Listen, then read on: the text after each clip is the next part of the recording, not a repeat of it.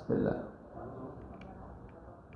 Assalamualaikum warahmatullahi wabarakatuh. Innal hamdalillah nahmaduhu wa nasta'inuhu wa nastaghfiruh wa na'udzu billahi min sururi anfusina wa min sayyiati a'malina. Man yahdihillahu fala mudilla lahu wa man yudlil fala hadiya lahu.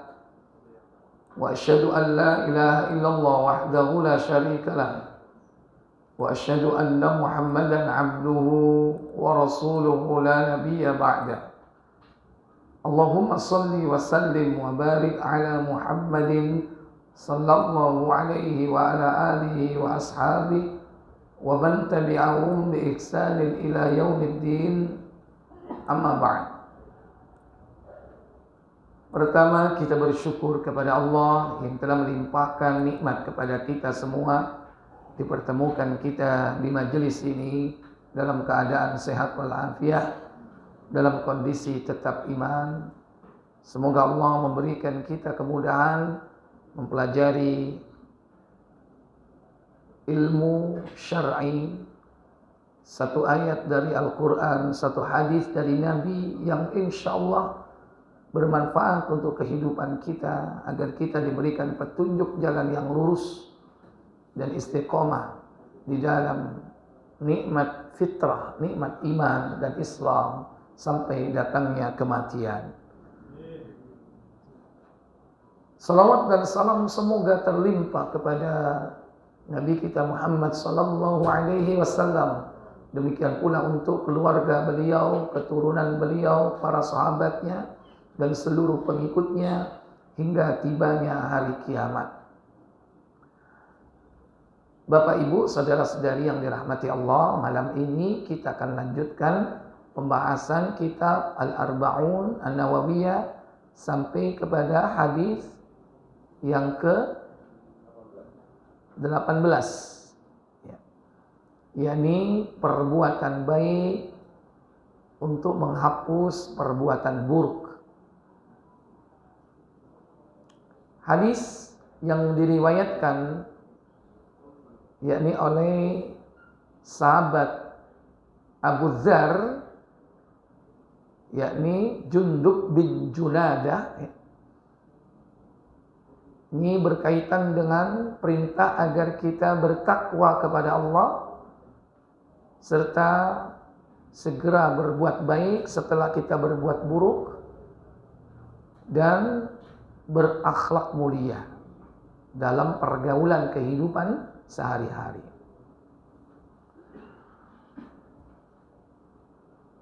Saya bacakan matan hadisnya. An Abi Dzarrin, dari Abu Dzar, yakni Jundub bin Junadah.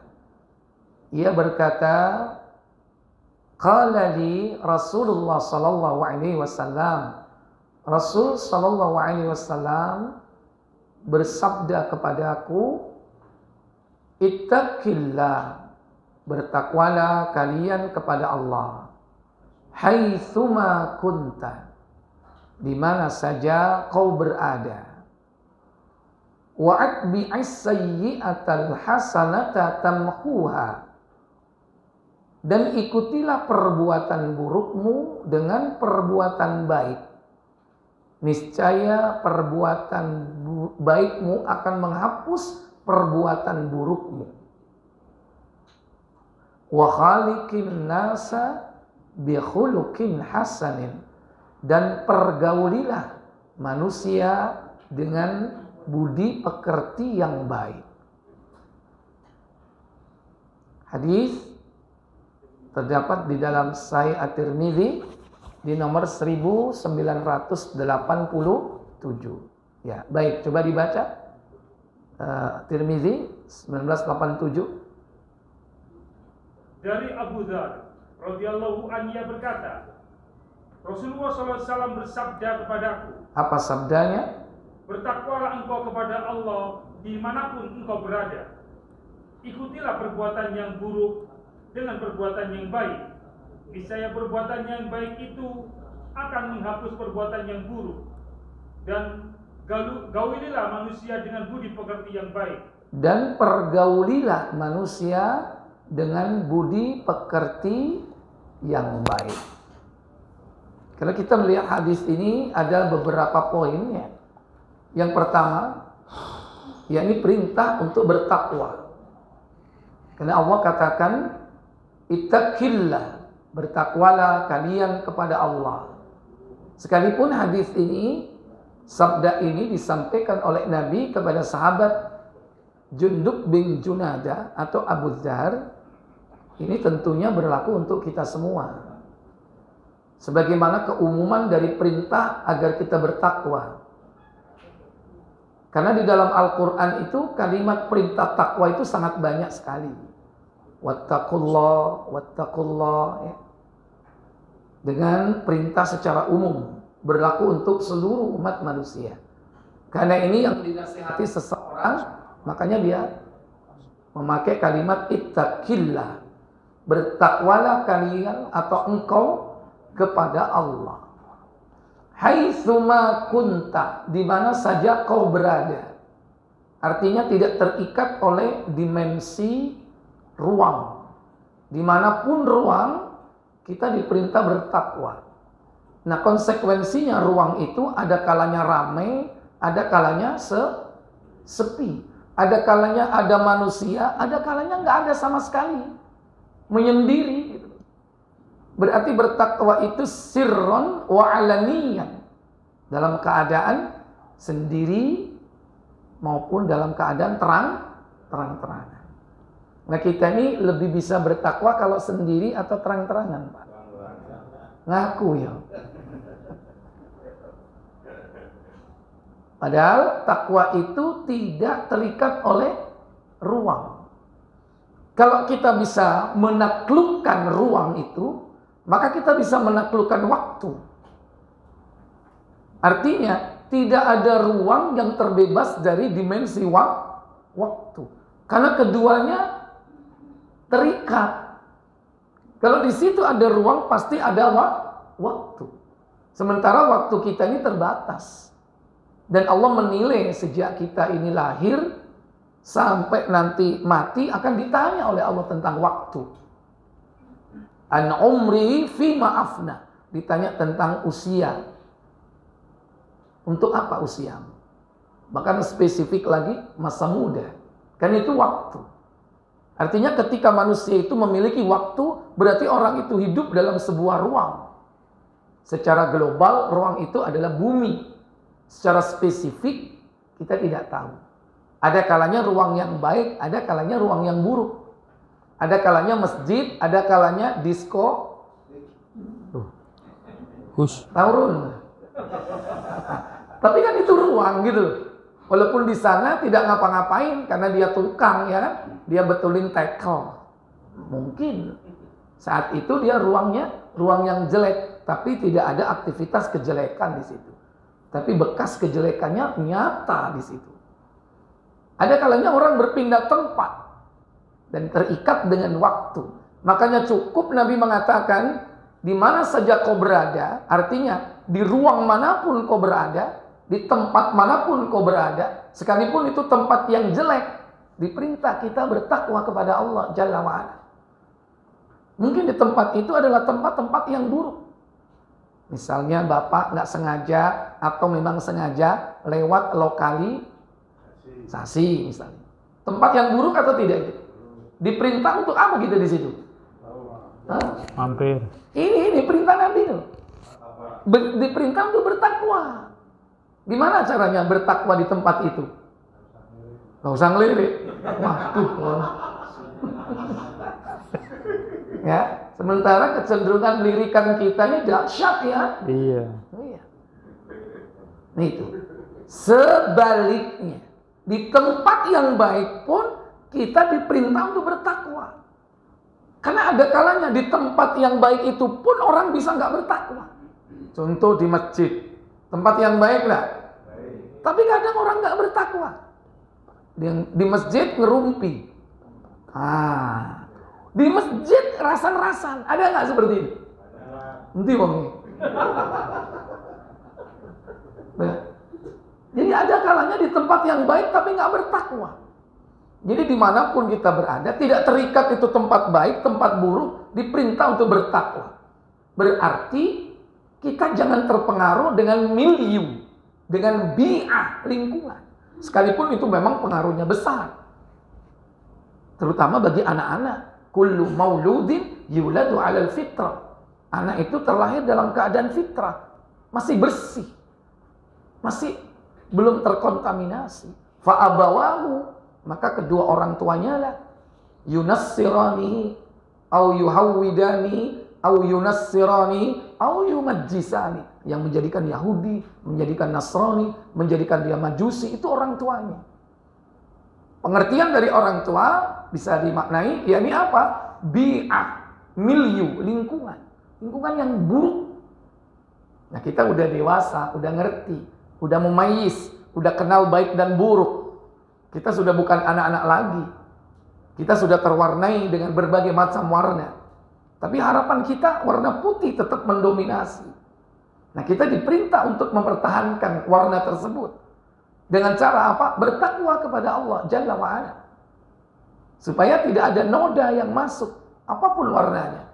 Baik abu-abu ataupun bahkan hitam. Kenapa? Dosa itu nuktatun sauda. Yakni apa? Nota bintik hitam yang ditulis atau dititik dalam hati manusia. Sehingga hati itu kotor dan bahkan mengerak. Jadilah dia ron yang menutupi hati. Maka kita diperintah oleh Allah bertakwa di mana saja kita berada. Kenapa demikian? Karena takwa ini bekal kita hidup, Pak. Karena bekal yang baik itu kata Allah adalah takwa. Dalam surah Al-Baqarah, surat kedua, pada ayat 197.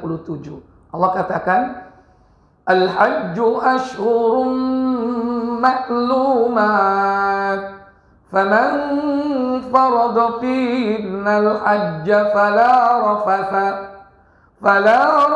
wala fusuqa wala jidala fil hajj.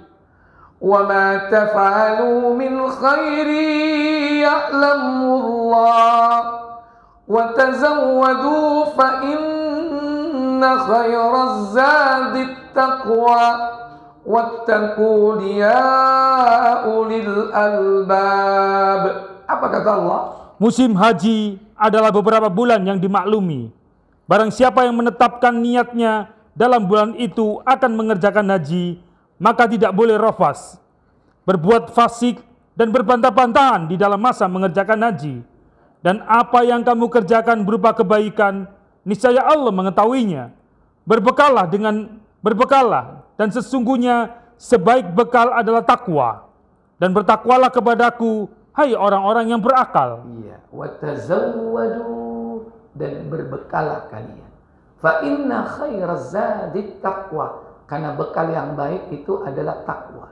Kalau ini kaitannya dengan perjalanan haji. Perjalanan haji, perjalanan yang pendek.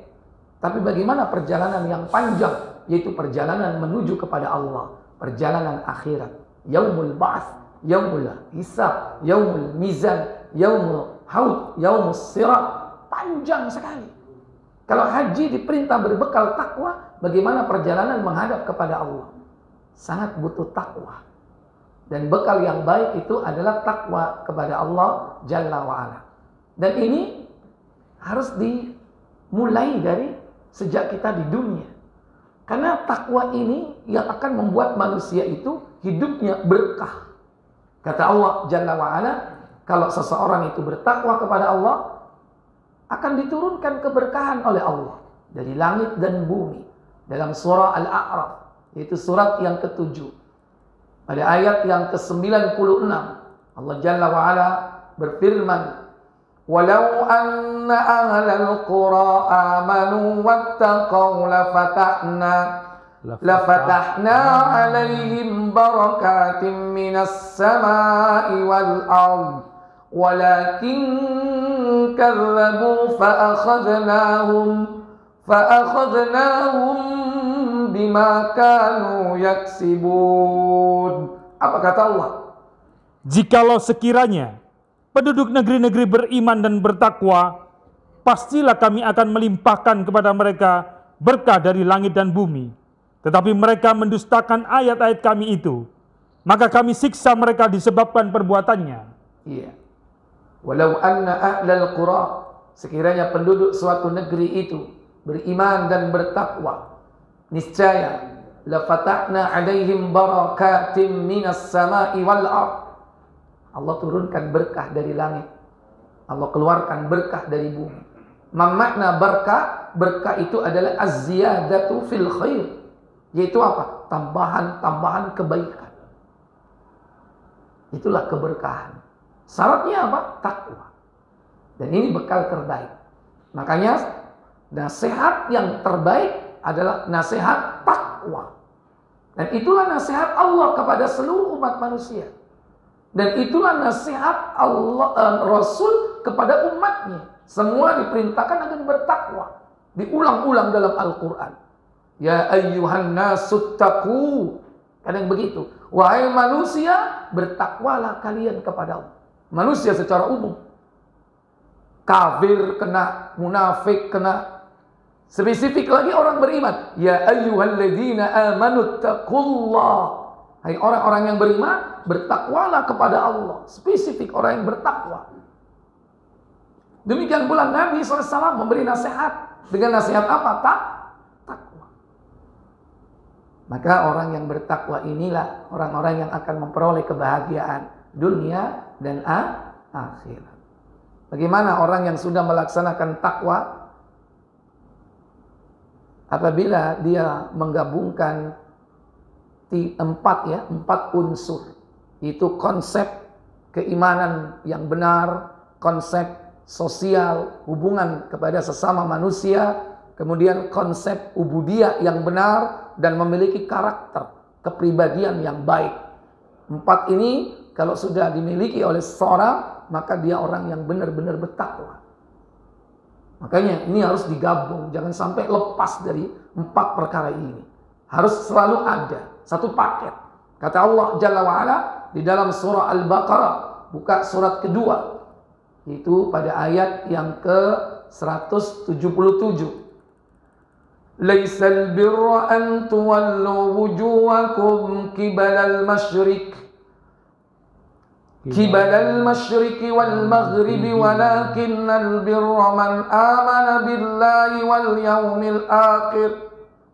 Man amana billahi wal yawmil akhir wal malaikati wal kitabi wal nabiyyin wa atal mala ala hubbi dawil qurba wal yatama wal masakin wa banis sabil was-sa'ilin wa fir riqabi wa aqamas salata wa ataz zakat wal mufuna bi ahdihim idza hadu والصابرين في البأساء والضراء وحين البأس أولئك الذين صدقوا وأولئك هم المتقون. Apa kata Allah? Bukanlah menghadapkan wajahmu ke arah timur dan barat itu suatu kebajikan.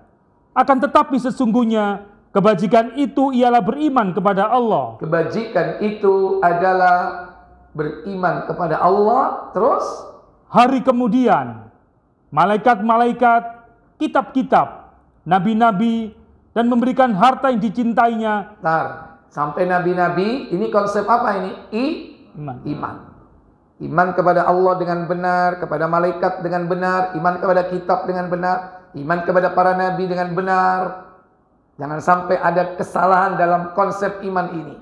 Baru konsep apa? Sosial. Ya.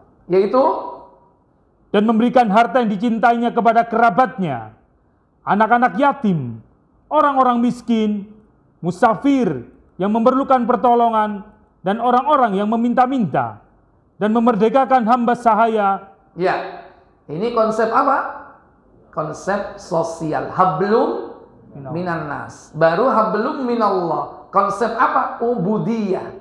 Konsep ubudiyah. Ibadah. Apa itu? Mendirikan sholat, menunaikan zakat, dan Orang sudah. Konsep apa ini? Ubudiyah. Menegakkan sholat, menunaikan zakat. Baru berikutnya apa? Karakter, sifat. Seorang mukmin itu harus memiliki karakter apa? Tidak ingkar janji. Yaitu apa?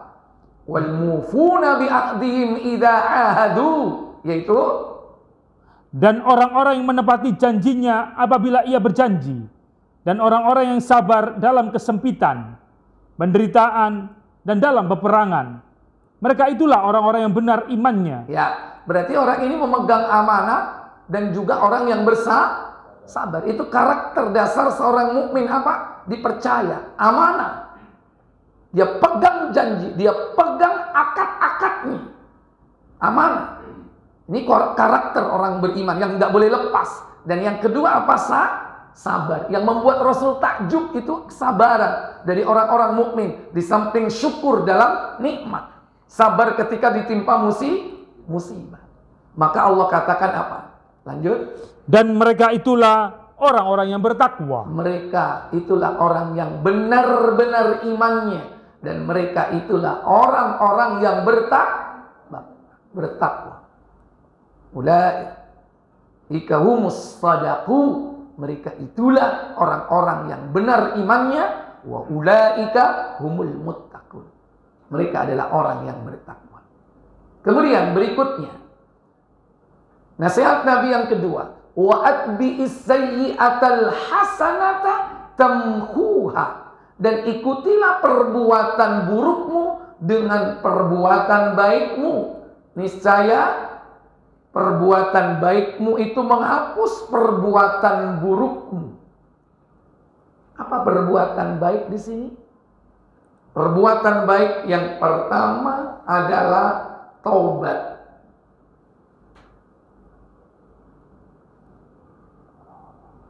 Kenapa? Karena tidak ada yang dapat menghapus keburukan kecuali taubat.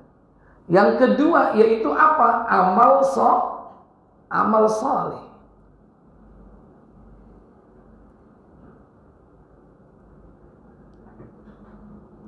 Yang pertama taubat. Karena taubat itu menghapus dosa-dosa. Kata Allah Jalla wa'ala dalam surah At-Tahrim. Buka surah 66. Itu pada ayat yang ke-8.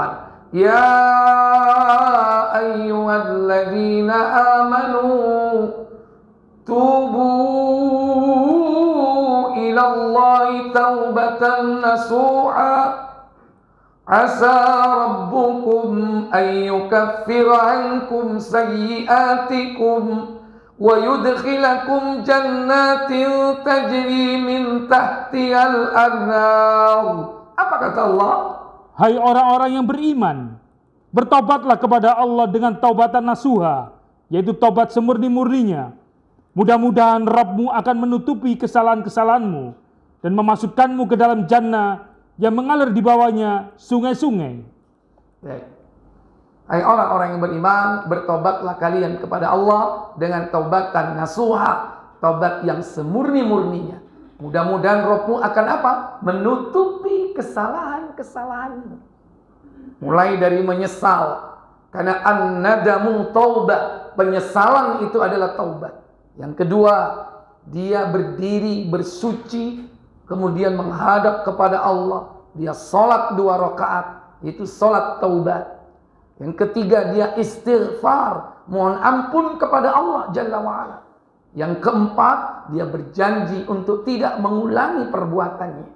Maka dia benar-benar taubatan nasuha. Maka Allah akan apa? Menutup kesalahan-kesalahannya dengan taubat itu. Yang kedua, dengan amal soleh. Terutama amal soleh kebalikan dari perbuatan dosanya. Tutup dengan amal soleh. Nek biyen suka ngentit, ngambil ya. Sekarang kebalikannya harus gini. Apa lawannya? Lawannya gini, gini. Lawannya ngambil hak orang lain, sekarang gini. Apa ini? Memberi. Saya ngake sodakone. Yang suka memberi, itu lawannya. Tutup dengan semua itu. Nek biyen suka misu, so, titik-titik, so. Sekarang lisannya sudah mulai nggak meso, ditutup dengan apa? Zikrullah. Paling tidak dia apa? Baca Al-Quran, berzikir, atau apa? Al-amru bil ma'ruf wan nahyu 'anil munkar, mengajak yang baik, mencegah yang mungkar dengan lisannya itu. Untuk apa? Menutup kebiasaan dulunya. Ditutup. Kebalikannya.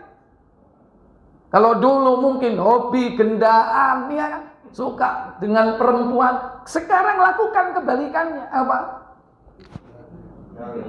Kawin ngawurai. Emang antum mau nikah berapa kali? Hah? Kalau dulu mengumbar nafsu dengan main perempuan misalnya, mengumbar nafsunya. Sekarang kebalikannya. Setelah berhenti dia tobat, kemudian ditutup dengan amalan yang mengendalikan nafsu. Apa mengendalikan nafsu? Puasa, kawin. Banyak-banyak puasa, bukan banyak-banyak nikah, bukan banyak-banyak kawin. Jadi amal soleh itu akan menutup perbuatan dosa-dosa kita. Sebagaimana Allah katakan dalam surah yakni Al-Furqan, surah yang ke-25, mulai dari ayat yang ke-68. Walladzina la yad'una ma'allahi ilahan akhar wa la yaqtuluna an-nafsa allati harramallahu illa bil haqq wa la yaznun. Apa kata Allah Jalla wa Ala? Dan orang-orang yang tidak menyembah ilah yang lain beserta Allah dan tidak membunuh jiwa yang diharamkan Allah membunuhnya kecuali dengan alasan yang benar. Terus kecuali dengan alasan yang benar. Terus dan tidak berzina. Dan tidak berzina. Ya. Kalau sudah pernah melakukan itu, wa may yaf'al dzalika yalqa athama. Apa kata Allah pada ayat 69? yakni akan dilipat gandakan azab untuknya pada hari kiamat, dan dia akan kekal dalam azab itu dalam keadaan terhina. Iya, dilipat gandakan azabnya kalau dia tidak mau bertaubat. Kelak di hari kiamat dilipat gandakan dosa atau siksanya, azabnya kelak di hari kiamat, dan dia dalam keadaan apa? Terhina dengan siksa itu. Nah, bagaimana caranya supaya tidak disiksa kelak di akhirat? Maka perintah Allah Tabaraka wa Ta'ala, apa yang dilakukan? Pada ayat berikutnya, illa man taba wa amana wa amila amalan salihah fa ulaika yubaddilullahu sayyi'atihim hasanat wa kana Allahu ghafurar rahima. Apa kata Allah? Kecuali orang-orang yang bertaubat, beriman dan mengerjakan amal soleh. Nah, berapa di sini? Taubat, kemudian apa? Iman, beriman, amal apa? soleh dan amal soleh. Menutup dosa-dosanya dengan amal apa? Dengan amal soleh. Maka kejahatannya, maka itu kejahatan mereka diganti Allah dengan kebajikan. Dan adalah Allah Maha Pengampun lagi Maha Penyayang. Iya. Ikuti perbuatan burukmu dengan perbuatan baikmu. Kalau dulu sering ngerumpi, ngerasani wong, bagaimana bentuk tobatmu? Halo? Dulu menjelek-jelekkan orang. Nah, tobatnya bagaimana? Mempraktikkan amal yang baik ini. Kalau ngerumpi, menyebut kejelekannya, apa itu semuanya pasti hanya punya kejelekan orang itu? Tidak. Hah? Lawannya membicarakan yang jelek berarti apa? Hah? Memuji. Membicarakan yang baik, dipuji orang itu. Masya Allah, wongi loman. Masya Allah, wongi api, ya kan? Kalau dulu dielek-elek, masa nggak ada kebaikannya? Nah, puji kebaikannya di depan orang lain. Terutama di depan orang-orang yang dulu kita pernah bicarakan tentang kejelekan orang itu. Kebalikannya. Iya ngelok-ngelok wong. Saiki kira-kira Lawannya apa gimana kira-kira? Halo? Dipuji di hadapannya? Nggak boleh. Kalau kita memuji orang lain atau kita dipuji oleh orang lain di hadapan kita, Nabi nyuruh ngasih apa mukanya? Siram pasir. Nggak boleh memuji di depan orangnya, hati-hati. Bisa jadi pujian itu menjatuhkan orang itu. Nggak perlu. Makanya hati-hati. Kadang-kadang orang yang justru gila puji, dipuji seneng, langsung helmnya kayak rokok itu. Ya, saking senengnya dipuji. Padahal etika seorang muslim tidak boleh memuji berlebih-lebihan di hadapan orang lain. Ya sekedarnya yang wajar. Nih, jadi untuk menutup perbuatan buruk itu ditutup dengan amal saleh.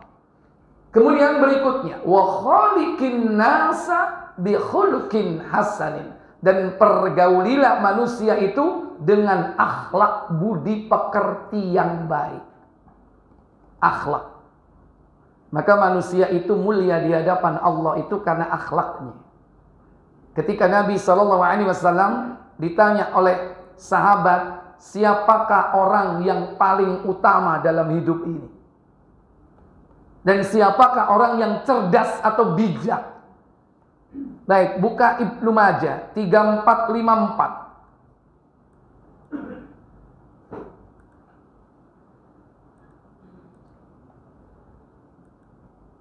Ya.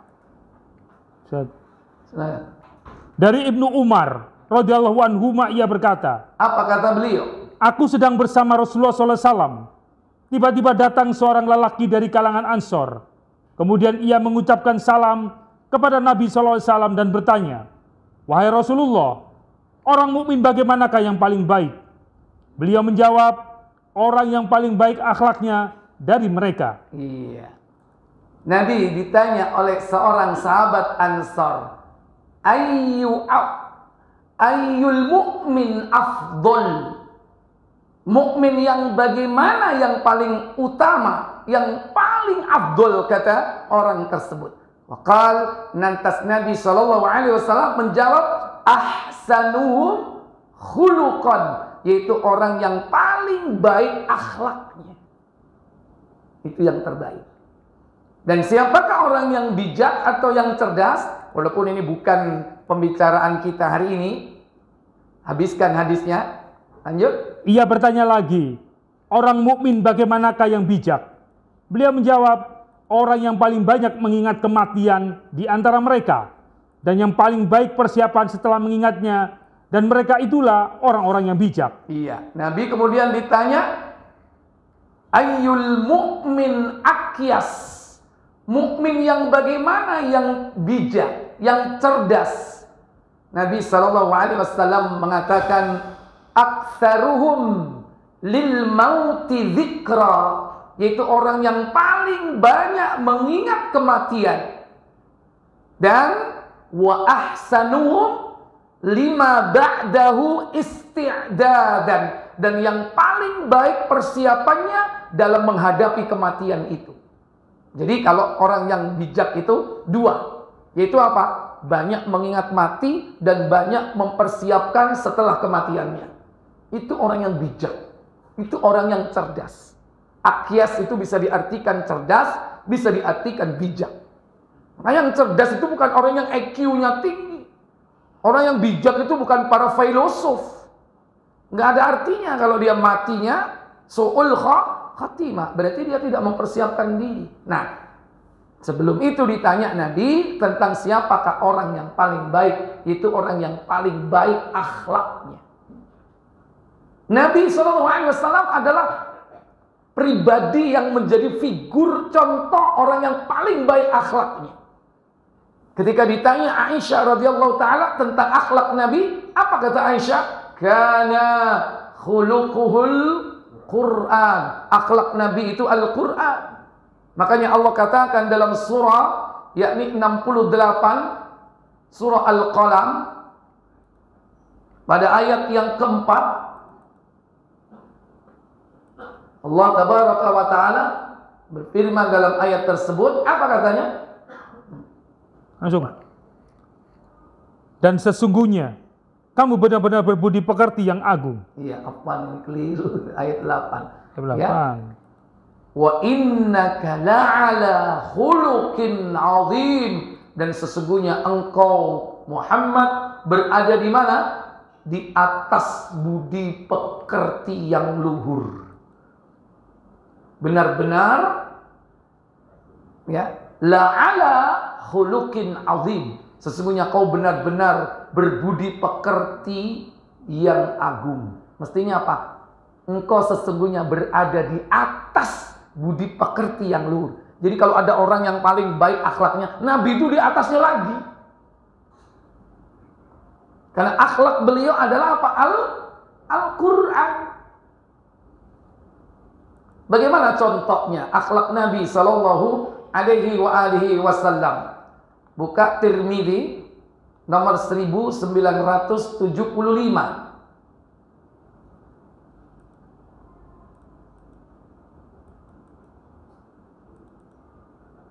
Mari mau.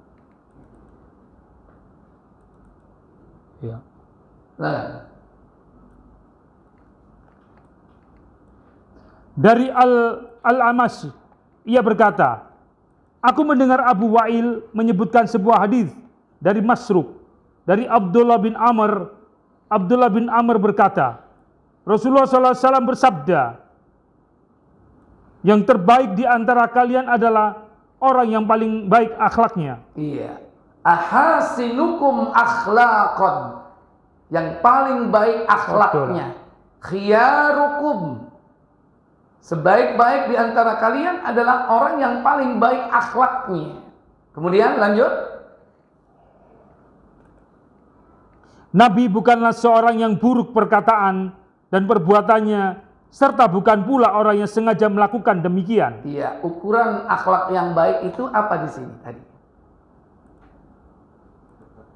Yaitu perkataannya. Jadi akhlak itu bisa dilihat dari apa?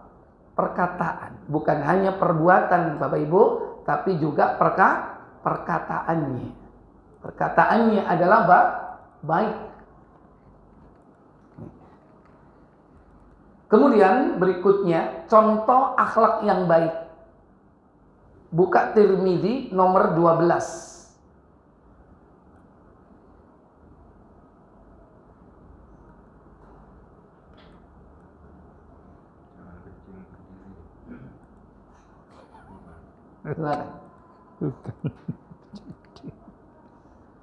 Ali bin Hujr menceritakan kepada kami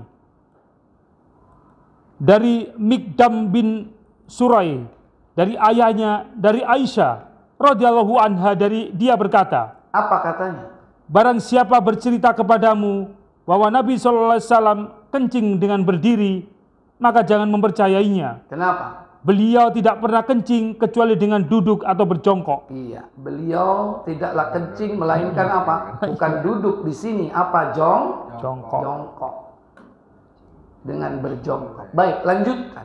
Ia berkata, di dalam bab ini, ia berkata, di dalam bab ini terdapat hadis dari Umar, Buraidah, dan Abdurrahman bin Hasanah. Abu Isa berkata, hadis Aisyah adalah hadis yang paling hasan dan sahih dalam bab ini.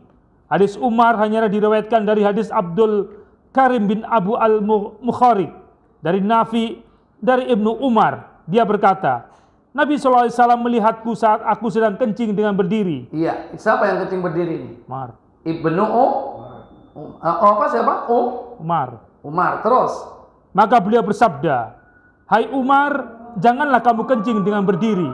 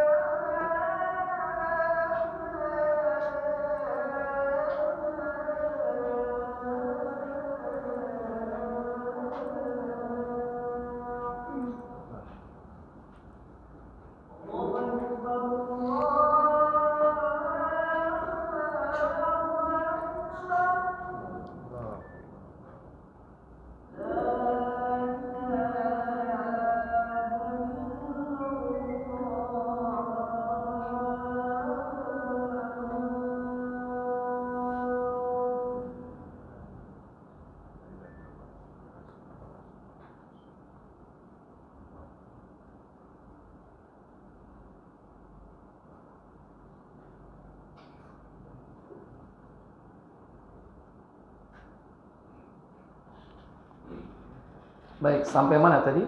Kencing berdiri. Ya. Ulangi sedikit. Iya. Lanjut. Nabi SAW melihatku saat aku sedang kencing dengan berdiri. Maka beliau bersabda, "Hai Umar, janganlah kamu kencing dengan berdiri." Lalu setelah itu aku tidak kencing dengan berdiri. Abu Isa berkata, hanya Abdul Karim bin Abu al-Mukhariq yang memarfu'kan hadis ini. Padahal ia lemah menurut ahli hadis. Ayub As-Sakhtiyani melemahkannya dan membicarakannya. Terus ya. Terus. Ubaidillah meriwayatkan dari Nafi dari Ibnu Umar, dia berkata, Umar radhiyallahu an berkata, aku tidak kencing dengan berdiri sejak aku masuk Islam. Hadis ini lebih sahih daripada hadis Abdul Karim dan hadis Buraidah. Dan dalam hal kedua hadis tersebut tidak marfus atau akurat. Mana larangan kencing dengan berdiri bertujuan untuk mendidik, bukan untuk mengharamkan. Telah diriwayatkan dari Abdullah bin Mas'ud, dia berkata, sesungguhnya kencing sambil berdiri termasuk akhlak yang tidak baik. Iya, termasuk akhlak yang tidak baik. Ya. Ini dilihat orang apa enggak? Hah? Iya. Loh, berarti ngente pengen. Maksud saya orang kencing itu dilihat orang enggak? Berakhlak itu meskipun di dalam kamar mandi itu berakhlak maksudnya. Dilihat orang enggak? Enggak ada yang lihat. Hanya kecoa. Bisa ini. Ya, Allah yang melihat itu. Allah yang melihat meskipun enggak ada orang lihat, tetap kita berakhlak. Tutup kaono uang, diecer-ecer ya kan? Kaono uang sembarangan ya. Jangan. Tetap berakhlak. Di akhlak kepada Allah, akhlak kepada sesama. Ada orang atau tidak ada orang, makanya bertakwa di segala tempat. Ya, baik. Maka kalau di akhirat orang yang dekat kedudukannya dengan Nabi, orang yang berakhlak baik. Kebalikannya yang jauh kedudukannya dengan Nabi, orang yang berakhlak buruk. Siapa contohnya orang yang berakhlak buruk? Ada 3 kelompok manusia. Thartharun, mutasyaddiqun, bukan mutasaddiqun, mutasyaddiqun, kan? Dan apa lagi? Mutakabbirun, ada lagi mutafaihikun. Ada 4 bahkan. Ya, baca Tirmidzi nomor 2018.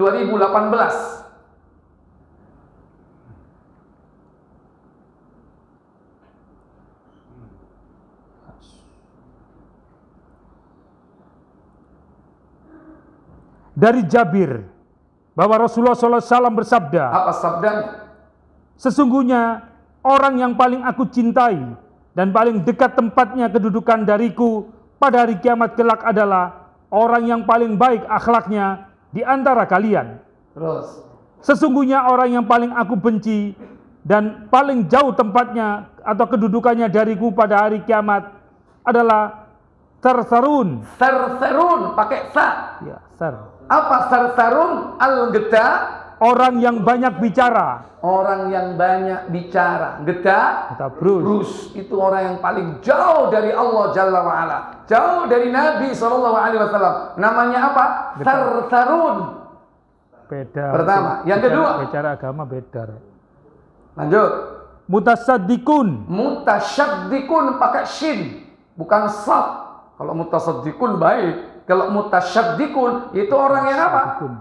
Orang yang berlebihan dan buruk serta mencela orang-orang. Orang yang berlebihan dan gampang dia apa? Nyelatu wong, gampang ngelokno wong. Nyelatuan. Plus ngelabrak. Ono wong gak kenean ya, kotek titik ae ngelabrak, nyelatu, ya. Ada yang seperti itu. Dan yang keempat apa? Ketiga, dan mutafahikun. Mutafaihikun. Ya. Siapa makna mutafaihikun? Para sahabat bertanya, ya Rasulullah, kami telah mengetahui orang yang banyak bicara dan orang yang berlama-lama bicara dengan orang-orang. Namun apa makna mutafahikun? Mutafaihikun.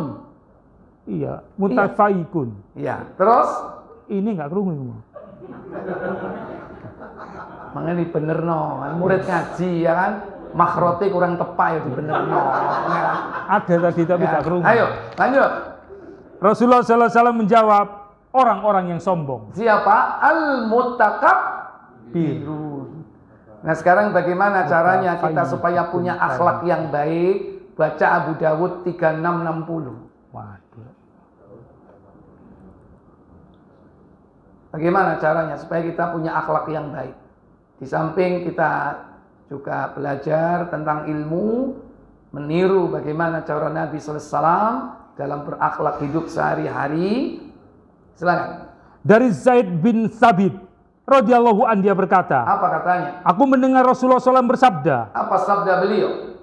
Allah akan membaguskan akhlak seseorang yang mendengar hadis dari kami, kemudian dia menghafalnya, lalu menyampaikannya kepada orang lain. Berapa banyak orang yang menyampaikan ilmu hadis kepada orang yang lebih pandai darinya, dan berapa banyak orang yang menyampaikan ilmu hadis, tapi ia tidak memahaminya. Iya. Jadi Allah akan membaguskan, ya, fahafidhahu. Allah akan membaguskan akhlak seseorang dengan cara apa? Yakni dengan cara mempelajari, kemudian mendengar, mempelajari, mengamalkan, dan menyampaikan kepada orang lain. Maka belajarlah. Kenapa? Hadis itu adalah ilmu. Makanya untuk mencapai akhlak yang baik itu dasarnya adalah ilmu. Tapi dengan catatan ilmu itu diamalkan. Juga jangan lupa untuk berdoa. Baca Tirmidzi 3591. Apa doa yang perlu dibaca agar kita memiliki perangai, budi pekerti, akhlak yang baik? Silakan. Ya. Ayo. Dari Siyad bin Ilaqah, dari paman Siyad, ia berkata, Nabi SAW pernah berdoa, Terus. Ya Allah, sesungguhnya aku berlindung kepadamu dari akhlak, perbuatan, dan hawa nafsu yang mungkar. Iya, ini kebalikannya. Supaya kita tidak dikasih akhlak yang jelek. Maka kita berdoa kepada Allah. Allahumma inni a'udzubika minal munkaratil akhlaq wal a'mal wal ahwa. Pernah nggak doa seperti ini? Belas. Allahumma inni, ayo bersama. A'udzubika min munkaratil akhlaq min munkaratil akhlaq wal a'mal wal ahwa. Iya, aku berlindung kepadamu wahai Allah dengan yakni akhlak, perbuatan, dan hawa nafsu yang mungkar. 3 ya di situ, akhlak, perbuatan, dan hawa nafsu. Karena akhlak ini tidak hanya perbuatan, meliputi sikap dan perkataan. Itu akhlak. Allahumma inni a'udzubika. Ayo diulangi lagi. Allahumma inni a'udzubika min munkaratil akhlaq wal a'mali wal ahwa. Wa akhiru da'wana subhanakallahumma wa bihamdik asyhadu an la ilaha illa anta astaghfiruka wa atubu ilaik. Wassalamu alaikum warahmatullahi wabarakatuh.